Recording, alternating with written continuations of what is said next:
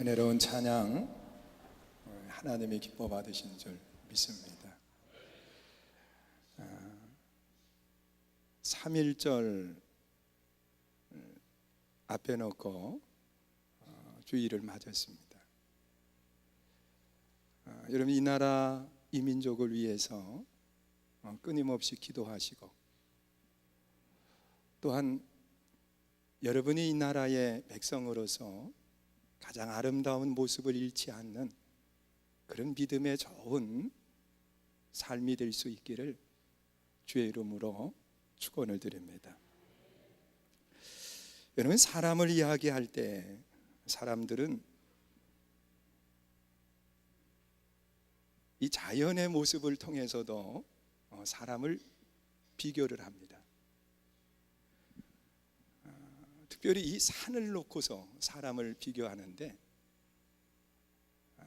이 산은 눈에 분명히 구분이 돼요. 큰 산, 적은 산. 그래서 사람을 가리켜서 큰 산과 같은 사람이다, 그런 이야기를 때로 하게 됩니다. 그 사람의 삶을 보면 항상 든든해요. 이 큰 산과 같은 사람이 함께 있으면 사람이 어디를 가도 두려워하지 않아요. 든든하기 때문에 그래요. 그리고 또 때로는 나무로 비교를 합니다. 저 사람은 정말 큰 나무 같다, 그런 이야기를 해요. 여러분, 나무도 이 크기를 따라서 분명히 구분이 돼요. 그런데 이 나무로 비교하는 사람을 보면 위에 보여지는 것도 중요하겠지만 나무는 역시 뿌리가 중요합니다. 큰 나무가 되기 위해서는 분명 뿌리가 깊이 내리든지 아니면 넓게 퍼지든지 이 나무의 뿌리에 의해서 위로 올라가는 모습을 보게 돼요.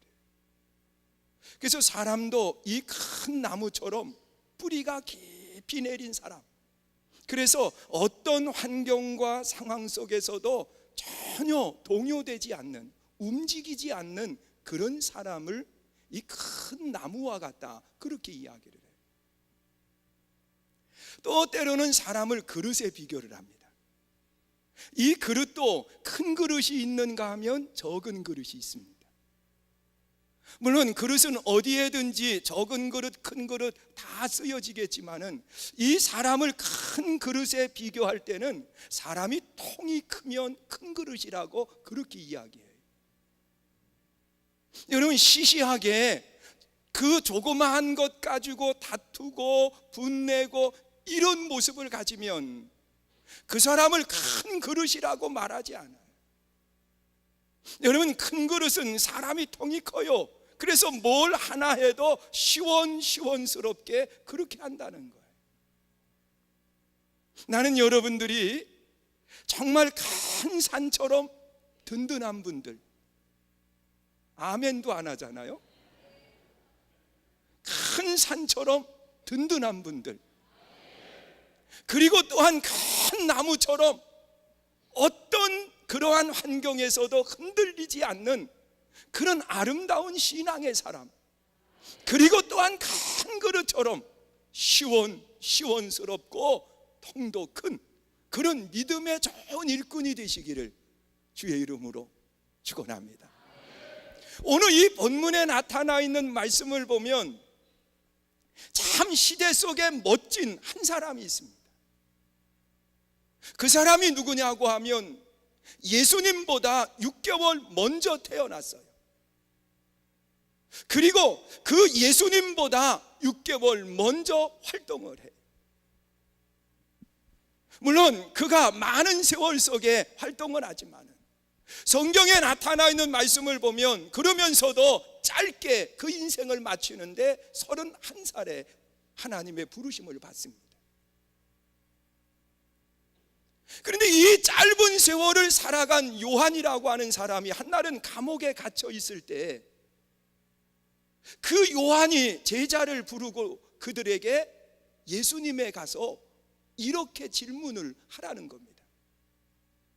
뭐라고 질문을 하느냐고 하면 오늘 본문 3절에 기록되어 있는 말씀을 보니까 우리 한번 읽어보세요. 읽습니다. 시작.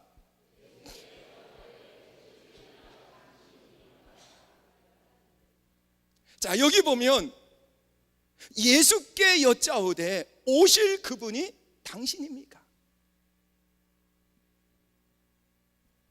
성경에 나타나 있는 이 메시아가 오신다고 분명히 약속을 하고 있는데 그 약속된 분이 당신입니까? 물어보는 거예요. 그리고 또 그 후반절에 보면 또다시 읽어보세요. 읽습니다. 아니면 우리가 다른 사람을 기다려야 됩니까? 여러분, 이 요한의 질문 속에는 대단히 중요한 질문을 하고 있는 겁니다.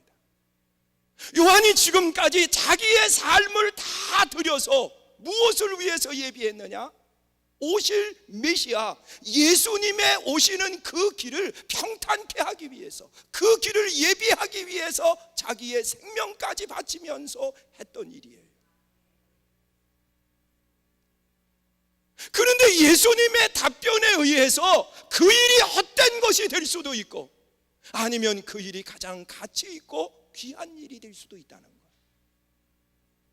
정말 내가 생명을 다해서 일했는데 그 내가 일한 그 일이 헛된 것이냐고 묻는 것과 다름이 없습니다. 이 대답에 물음에 예수님은 직설적으로 대답하지 않습니다. 여러분, 직설적인 답변이라고 하면 정말 내가 기다리던 그분입니까? 아니면 다른 분을 기다려야 됩니까? 그러면 예수님께서 직설적인 답변으로는 그렇게 답변을 해야 돼요. 맞다. 내가 기다리던 그가 나다. 그렇게 대답을 해야 돼요. 그런데 예수님의 답변은 직설적으로 답변하지 아니하고 하나님의 말씀을 근거로 해서 현실적인 답변을 하고 있습니다.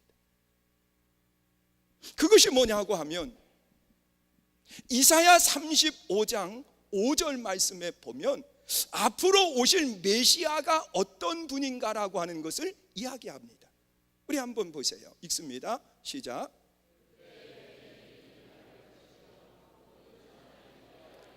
자, 맹인이 그때는 언제를 이야기하냐고 하면 메시아 예수님께서 오셔서 활동할 그때, 그분이 메시아 되시는 그분이 맹인의 눈을 어떻게 한다고요? 뜨게 한다는 거예요. 또한 듣지 못하던 사람의 귀가 열려진다는 거예요. 그날에 말이에요. 그런 일들이 일어나고 그런 일들을 행하는 분이 누구라고요? 메시아 예수님이다. 그렇게 말씀을 합니다.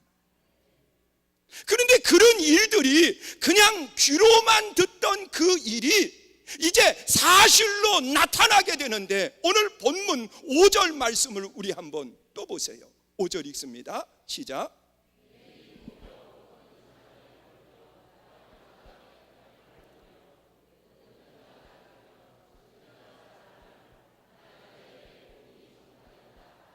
자, 요한이 물어봤어요. 우리가 기다리는 그분이 당신입니까? 그랬더니 예수님께서는 나다 그렇게 말하지 아니하고 하나님의 말씀을 근거로 해서 나타난 현실을 가지고 답변을 하는 거예요.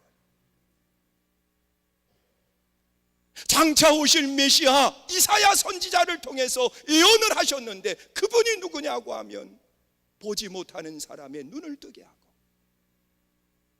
듣지 못하는 사람의 귀가 열리게 하고, 자, 이런 일들을 행하는 분이 메시아라고 말씀을 했는데 오늘 본문 5절에 보니까 그런 일들이 현실적으로 나타나는데 누구를 통해서? 예수 그리스도를 통해서 그 일들이 현실로 드러났다는 거예요. 이런 나타난 일을 누구에게 가서? 요한에게 가서 그대로 이야기하거라. 여러분, 그 말씀 속에는 너희들이 기다리던 메시아가 나다 라고 하는 그 말보다 월등하게 강력한 그러한 요구하는 답변을 하는 겁니다. 나타난 현실을 통해서. 그리고 또한 이사야 61장 1절에도 보면 이 메시아가 어떤 분인가라고 하는 것을 예언하고 있는데, 우리 한번 보세요. 읽습니다. 시작.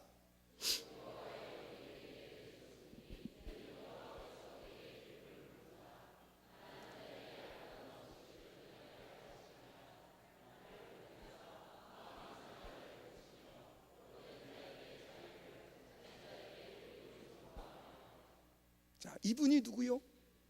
메시아라는 거예요. 가난한 자, 억눌린 자, 억압되어 있는 사람에게 자유함을 얻게 된다는 거예요. 그 사람이 메시아라는 겁니다. 여러분, 한국이라고 하는 이 땅이 일제 36년 동안 억압된 생활을 했어요. 그런데 많은 분들이 자기의 생명을 들여서 자유를 얻으려고 자기의 생명을 들였어요. 억압에서부터 자유함을 얻게.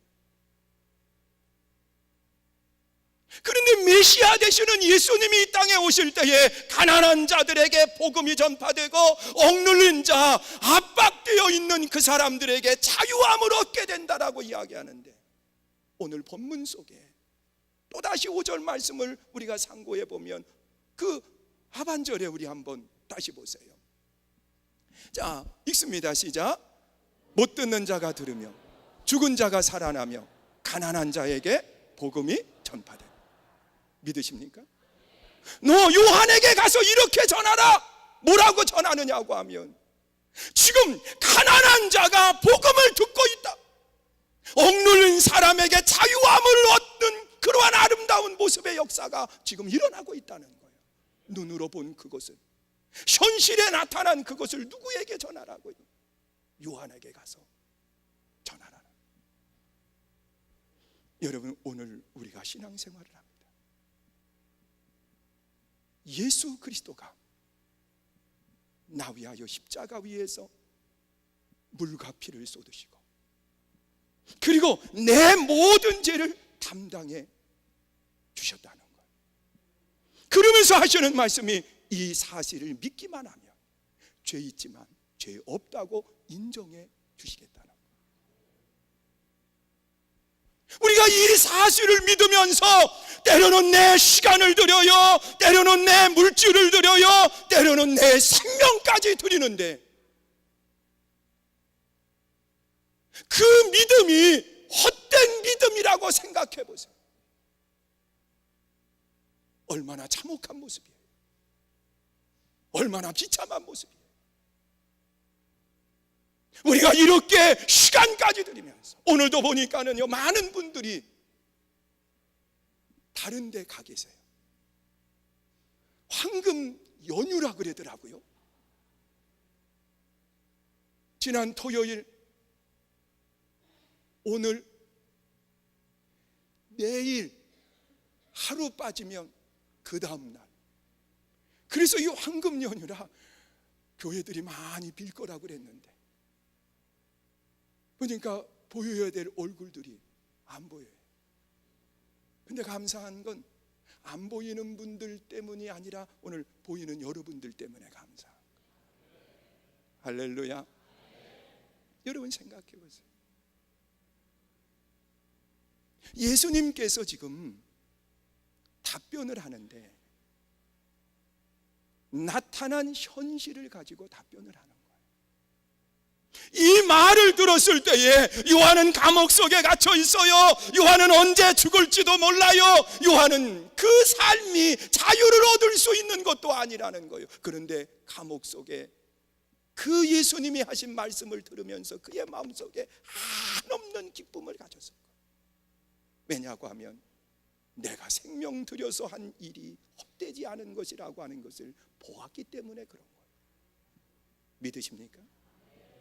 오늘 우리 모두가 그날이 올 줄로 믿습니다. 여러분, 믿는 자에게 영원한 천국을 허락해 주신다고 약속을 하셨는데, 믿는 자에게 죄 없다고 받는다고 인정해 주시겠다고 약속을 하셨는데, 하나님을 믿는 사람에게 영원한 천국을 약속해 주셨는데, 이것이 거짓이 아니라 이것이 현실로 내 삶에 다가온다는 사실이에요. 이것을 믿을 때 우리는 한없는 기쁨이 돼요. 그리고 난 뒤에 예수님께서는 요한에 대한 칭찬을 하시는 겁니다. 요한의 물음에 답변을 하고 난 뒤에 요한을 칭찬해 주시는데, 요한을 그렇게 이야기합니다. 여자가 낳은 자 중에 가장 큰 사람이다 그랬습니다. 여자가 낳은 사람들 중에 가장 큰 사람이 누구냐? 바로 요한이라고 그렇게 칭찬을 하셨어요. 여러분, 요한을 칭찬하신 예수님은요, 성경에 보면 아부적인 칭찬이 아니었습니다. 자, 오늘 본문 7절 말씀 우리 한번 보세요. 아부적인 칭찬인가? 아니면 예수님의 칭찬이 정말 사실을 가지고 칭찬하신 것인가? 우리 7절 말씀 우리 읽어보세요. 읽습니다. 시작. 됐습니다. 자, 이 말씀에 보면 그렇게 이야기해요. 그들이 뭐한 뒤에? 떠난 뒤에. 그랬습니다. 그들이 떠난 뒤에. 여기 그들은 누구를 이야기합니까? 예수님의 제자가 아닌 요한의 제자를 말하고 있어요. 지금 요한의 질문을 가지고 예수님을 찾아왔던 그 사람들 앞에서 요한을 칭찬한 게 아니에요. 그 사람이 없는 가운데에서 요한을 지금 칭찬하고 있는 겁니다. 무엇라고 칭찬을 하느냐? 오늘 본문 속에 나타나 있는 말씀을 보니까 그렇게 칭찬을 합니다. 너희가 광야로 나왔는데 무엇을 보려고 광야로 나왔느냐? 무엇을 보려고? 여러분, 그 당시에 이 광야에서 요한이 하나님의 말씀을 증거하고, 그리고 또한 세례를 베풀고, 그리고 예수님의 오시는 그 길을 평탄케 하는 그 일을 했습니다. 어디에서 했어요? 광야에서 했습니다. 이 광야라고 하는 것은 먹을 양식이 없어요. 마실 물이 없어요. 쉴 만한 그늘이 없어요. 이 광야는 없는 것 투성이에요. 그런데 거기에 왜 사람들이 몰려들었느냐는 거예요. 누구를 보기 위해서? 광야지만 요한을 만나기 위해서, 요한을 보고 싶어서 사람들이 광야로 모여들었다는 거예요. 여러분, 그 말씀 속에는 분명히 요한의 위대함을 이야기하는 겁니다. 누구의 입술을 통해서요? 예수 그리스도의 입술을 통해서 요한의 위대성을 말하는 거예요. 나는 여러분들이 신앙생활하면서 요한처럼 모든 분들이 보고 싶은 분들이 될 수 있기를, 만나보고 싶은 아름다운 삶이 있기를 주의 이름으로 축원합니다. 여러분, 어느 사람은 그 사람을 만나기 위해서 그저 몰려들어요. 그저 몰려들어요. 오늘 우리 헌금송을 하신 김경양 집사님, 저분이 이태리에서 성악 전공하신 분이에요. 근데 지금은 이제 다른 일을 하시면서 하나님을 찬양하는 아름다운 모습을 갖는다. 훗날 저분이 하나님을 찬양하는 그 찬양 소리를 듣기 위해서 어디로 가든 사람들이 몰려드는 역사가 일어날 줄 믿습니다. 여러분, 우리 한번 보세요. 여기 인천에도요, 아주 유명한 인사가 왔다. 조수미 같은 분이 와서 찬양을 한다더라. 그러면 아마 많이 모일 겁니다. 많이 올 거예요. 왜? 누구 보고 싶어서? 그분의 찬양, 그분의 노래를 듣고 싶어서 몰려드는 거예요. 여러분, 우리가 신앙생활을 하면서 정말 하나님이 기뻐하는 사람은 누구냐? 보고 싶은 사람, 만나보고 싶은 그런 분들이 돼야 된다. 요한이 바로 그런 사람. 광야에 나갔어도 광야에 사람들이 몰려드는 이유가 왜였느냐고 하면 요한을 보고 싶어서, 그분이 전하는 하나님의 말씀을 듣고 싶어서 다른 곳에 가지 아니하고 몰려드는 역사가 일어났다는 사실. 저는 이렇게 보면 보고 싶은 사람은요, 그냥 그림자만 봐도 가슴이 설레이고 두근두근해. 보기 싫은 사람은요, 저기 먼 발치에서 그 사람의 모습 보이기 시작하면 어디로 숨을까? 그리고 숨을 장소 찾든지 아니면 피할 길이 없을까? 그러면서 그 사람 피하려고 애쓰는 모습을 보게 돼요. 저도 목회하면서 때로 그래요. 전화 이렇게 하면은요, 들려요. 저기 전화, 요즘 전화가 얼마나 잘 들리는데요. 얘야, 엄마 없다 그래, 엄마 없다 그래. 그 말 다 들립니다. 내가 그 말을 이렇게 들으면서 때로 그런 생각을 해요. 내가 정말 그거밖에 안 되나, 그거밖에 안 되나. 오늘 여러분들은요, 보고 싶은 분들이 되시기를 주의 이름으로 축원합니다. 그러면서 또 뭐라고 말씀하시느냐?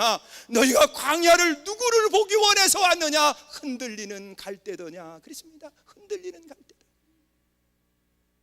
이 요한의 모습 속에는요, 흔들리는 갈대와 같은 인생이 아니라 그는 변함없는 강직함을 가지고 있었던 사람이 요한입니다. 여러분, 자기의 생명을 내어놓으면서도 그는 전혀 흔들려지지 않는 그런 아름다운 모습을 가지고 생활했던 것이 요한이에요. 이런 세상을 살아가는 여정 속에 보면 너무 쉽게 변해요. 너무 쉽게 변해요. 하나님의 영광을 위해서 생명을 내어놓겠다고 고백한 그날이 있는가 하면 어느 날 보면 시험에 들어가지고 주님을 멀리하는 그런 모습도 보게 됩니다. 흔들리는 갈대와 같이 늘 변화무쌍한 그런 모습을 가지고 생활하는 그런 분들이 계세요. 그것을 보러 간 거냐? 광야에 요한을 보러 간 이유는 흔들리는 갈대와 같은 그 모습이 아니라 어떤 환경 속에서도 어떤 상황 속에서도 변화되지 않는 강직한 마음을 가지고 생활했던 그분을 보러 온 것이 아니냐는 거예요. 그 사람이 바로 요한이라는 사실.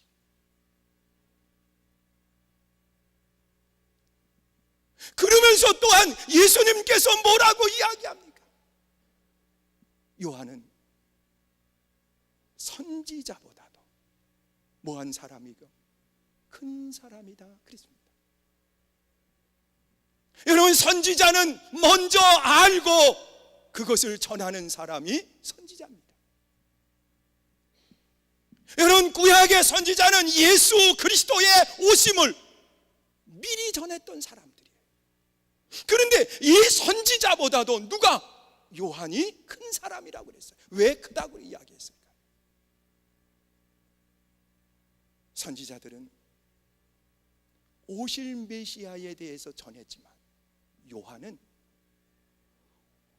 오신 예수님의 길을 예비하는, 길을 만들고 길을 개척해가는 그런 사람이 요한이었다는 사실이에요. 여러분, 우리는 말만 행하는 사람의 신앙이 아니라 행동하는 신앙, 정말 그분이 오시는 그 길을 예비할 수 있는 아름다운 신앙의 일꾼들이 되시기를 주님의 이름으로 축원을 드립니다. 여러분, 예수님께서 예루살렘 성전으로 입성하실 때에 제자들은 자기의 겉옷을 벗어가지고서는 예수님이 오시는 그 길에 깔아드리면서 그 길로 예수님이 오실 수 있도록 준비하는 모습을 보게 됩니다. 요한은 자기의 생명을 내어놓으면서 예수님이 오시는 그 길을 예비했던 사람이 요한입니다. 사랑하는 성도 여러분, 강하지만 만나고 싶어서 찾아왔던 사람들, 그 만나고 싶은 사람이 요한이었던 것처럼 오늘 여러분 한 분 한 분이 정말 만나고 싶은 아름다운 일꾼이 되시기를 주의 이름으로 축원을 드립니다. 또한 너희가 흔들리는 갈대를 보러 왔느냐? 그 말 속에는 정말 변하지 않는 아름다운 모습, 강직한 모습을 가지고 하나님만 사랑하는 아름다운 모습이 여러분들의 모습이 되죠. 또한 부드러운 옷을 입은 사람들을 보러 왔더니 이 부드러운 옷은 그 당시에 귀족들이 입는 옷이었습니다. 이 요한도 얼마든지 부드러운 옷을 입을 수 있었습니다. 그런데 그는 약대 털옷을 입고 메뚜기와 석청을 먹으면서 생활을 합니다. 그 사람이 요한이었어요. 이 요한은 다 내려놓은 사람이에요. 소유한 사람이 아니라 내려놓은 사람이었거든. 심지어 생명까지도 내려놓은 사람이 요한이에요. 나는 여러분들이 요한처럼 정말 시대의 큰 분이 되기를 원하신다고 하면 움켜쥐지 말고 내려놓는 믿음의 삶이 될 수 있기를 주의 이름으로 축원합니다. 또한 선지자보다 큰 분이라는 거예요.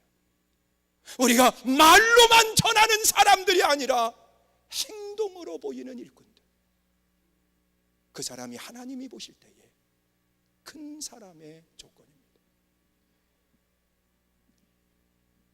또한 예수님께서 큰 사람의 조건을 다른 말로 표현한 것이 있는데, 그 말씀을 보면 오늘 본문 속에서 찾아보는데 가장 먼저는 낮아짐을 갖는 사람입니다. 섬길 줄 아는 사람. 요한은 섬길 줄 아는 마음을 가졌어요. 마태복음 3장 11절 말씀 우리 한번 화면에 있으니까 같이 보세요. 읽습니다. 시작.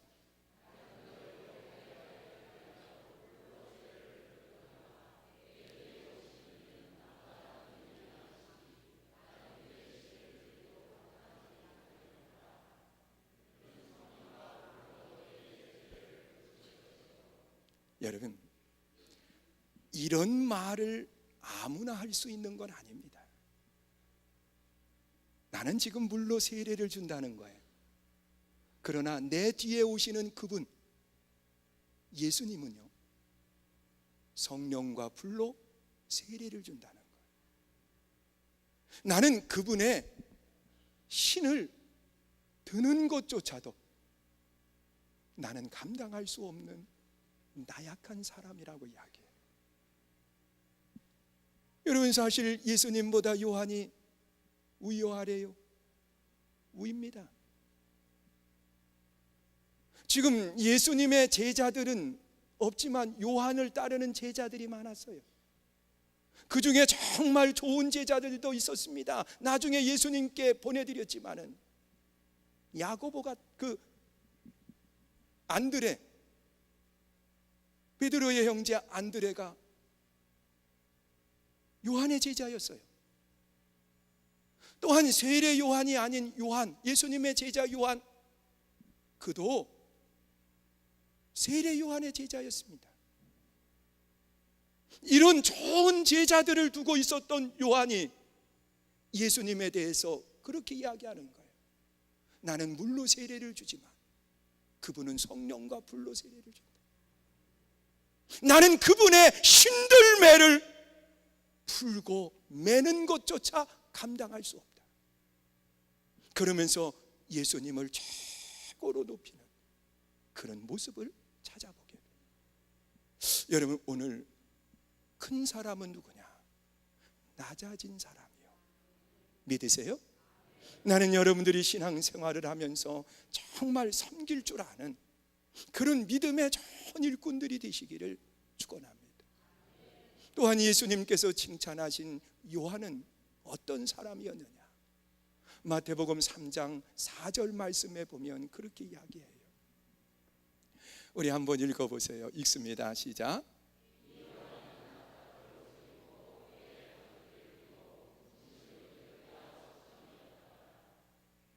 무슨 이야기예요? 그는 화려하게 생활할 수 있었어요. 모든 것을 다 소유할 수 있는 그런 사람이었어요. 그는 제사장의 혈통에서 태어났어요. 그런데 모든 걸 다 내려놓고 청빈의 삶을 살았던 것이 바로 요한의 모습입니다. 큰 자는 누굽니까? 청빈의 삶, 하나님 앞에 정결함을 잃어버리지 않는 사람이 큰 사람입니다. 그리고 또한 큰 사람이 누굽니까? 오늘 본문 속에서 말씀하시는 그 모습을 보면요, 주를 위해서 생명까지 드릴 수 있는 그 사람이 하나님 앞에 큰 사람이 되는 거예요. 나는 요한처럼 하나님 앞에 큰 믿음에, 또한 하나님 앞에 큰 일을 행하는 아름다운 일꾼들이 다 될 수 있기를 주의 이름으로 축원을 드립니다. 이 시간 우리 함께 찬양하고요, 통성으로 기도하기를 원합니다. 하나님, 내가 하나님 앞에 모든 것을 내려놓고 하나님의 영광만 드러내는 아름다운 삶이 되게 해주세요. 우리 두 손 들고 찬양합니다. 우리 함께 찬양하십니다. 정말 하나님의 말씀을 붙들고 우리가 함께 찬양하고요, 통성으로 기도할 때 정말 여러분 자신을 돌아보세요. 내가 하나님 앞에 어떤 모습을 가지고 생활하는가, 내 모습을 돌아보면서 하나님 앞에 큰 일을 행하는 믿음의 복된 삶이 될 수 있게 해달라고 우리 함께 찬양하고 기도합니다.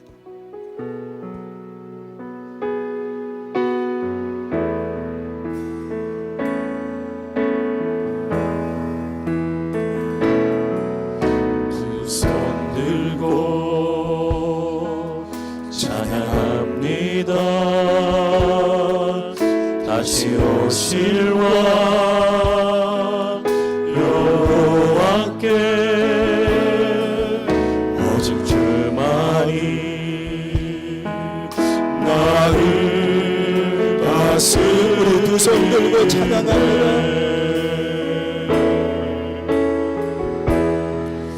두 손 들고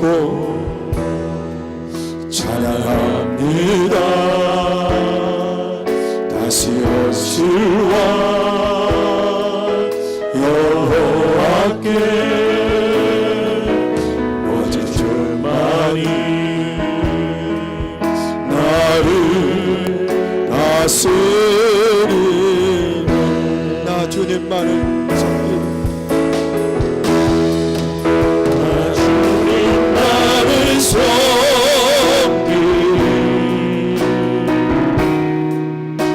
헛된 마음 버리고 내 성령이